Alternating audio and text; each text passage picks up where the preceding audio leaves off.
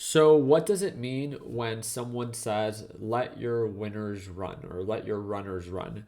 It's the idea of not closing your entire position if direction is still in your favor. So, I really hope that you learned something new in this video. If you have any questions after this video about what we talk about, feel free to send me a message either via Discord, which is the first link down below, or send me a direct message via Instagram, and that's that third link in the description of this video. Friendly reminder, that is my only Instagram account. I'm verified. All of the other ones are fake. So let's go ahead and jump right into it. I had an incredible day, right? My biggest day shorting the NASDAQ market. This is $52,000 gain on the day. Here are some of my orders for those that didn't watch the video that I uploaded yesterday, but considered today, right? I'm just filming two videos today. But I have a bunch of buy and sell orders, and very, very grateful for how today played out. One of the things that I quickly wanted to share with you is this simple concept of letting your winners run or letting your runners run. It's the idea that when direction is in your favor, when something is making higher highs or higher lows, that closing out that position in a sense is kind of like, you're not really allowing yourself to fully capitalize on an opportunity, right? Let me give you an example of this. So the idea would be, as something is indicating signs of an uptrend, you don't want to really close out that position until there's a break of pattern. So let's have an understanding of what a break of pattern is. A break of pattern is, or a break of direction would be that, this thing begins to trade sideways, as it kind of was, right? SQQQ was running up. It hit highs of around $40.50, and it peaked, it pulled on back, it peaked, it pulled on back. We were trading below the EMA line on the 1 minute time frame, and it's showing signs that, hey, this thing could potentially break below the moving average, and then that would be a complete break of pattern. The moving average is considered, in my opinion, a little bit of a better indicator to determine market direction, either for the day and or on the larger time frames for those specific time frames. As long as you're trading above the moving average, you are normally still bullish and normally still not breaking that pattern. But as soon as you begin to trade below the moving average, so if this thing would have continued to sell off, it breaks below it, that would have been a break of pattern. But some people don't even allow it to get to the moving average. Some people look at the 5 minute time frame, and again, there's no right or wrong. It's just depending on what you trade or depending on how it is and what distance you want to give a stock as it's indicating signs of an uptrend. And I'm going to give you this example. So on the 5 minute time frame, you can see that the EMA line is the better indicator of something that is still holding up, or the charts are still holding and trading above this overall EMA. Now, when we retraced back, if we would have broken below that EMA on the 5 minute, that would have been a complete break of pattern where I would have felt comfortable closing out my entire position. But the idea is, until this thing trades below the EMA and actually breaks its pattern, that you do not actually sell the trade. As long as it holds above the EMA and still indicates signs of an uptrend, you're going to allow your runner to run until obviously it gets into the market's close or after market hours, and then you can choose to close your position, which is what I did. I closed my position into the aftermarket trading session, and I closed it right around 49.90 or 49.95, something like that.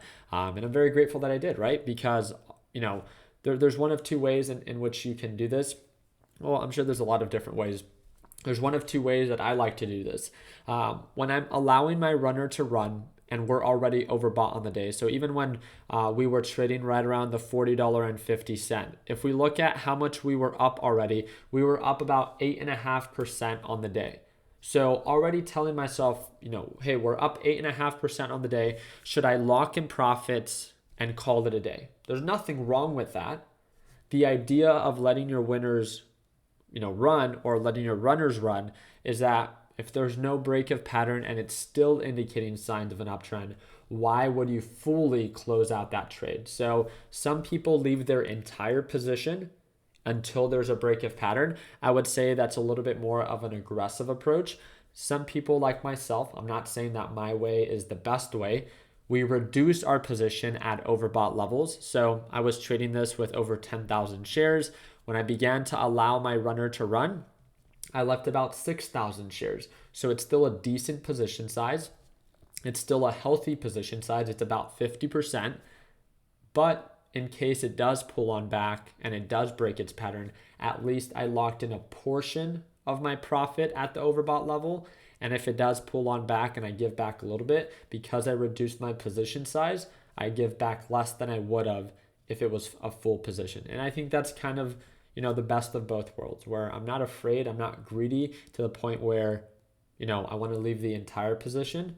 Not that there's anything wrong with that, but that I leave enough that I feel motivated to follow up with it, but also enough that I want it to continue to run. So it's just this balance. There is no right or wrong. It's just the idea, the concept of not needing to close out your entire position when direction is still in your favor and when there is no break of pattern, right? I normally like to close out my position when we begin to make lower lows below the EMA and or completely trade below the moving average. If you want to follow with a trailing stop loss, you can follow at a distance that you find to be healthy. Some stocks that are a little bit more volatile, you're going to have to give them maybe a little bit more distance. Some stocks that are a little bit more conservative, you can follow with a tighter trailing stop loss.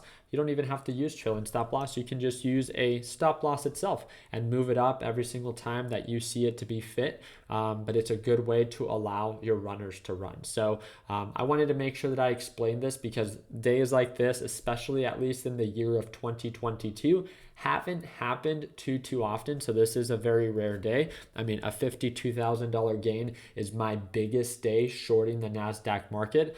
But when days like this do happen, maybe it's once a month, maybe it's once every 2 months, when direction is super consistent, when obviously there's huge opportunity, it's exciting when you do allow your runners to run because you at least allow yourself to fully capitalize on the run that is actually happening and not just cutting yourself short.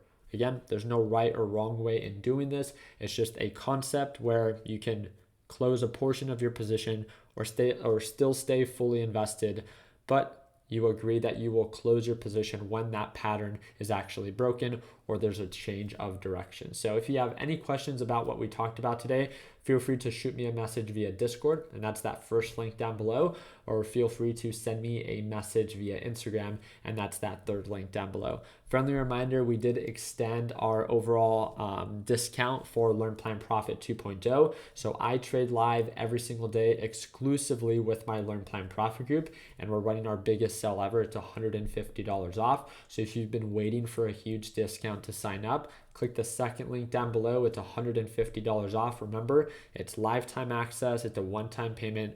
And right now, it's $150 off LPP 2.0. And you'll be able to watch me to trade live as soon as Monday at market open.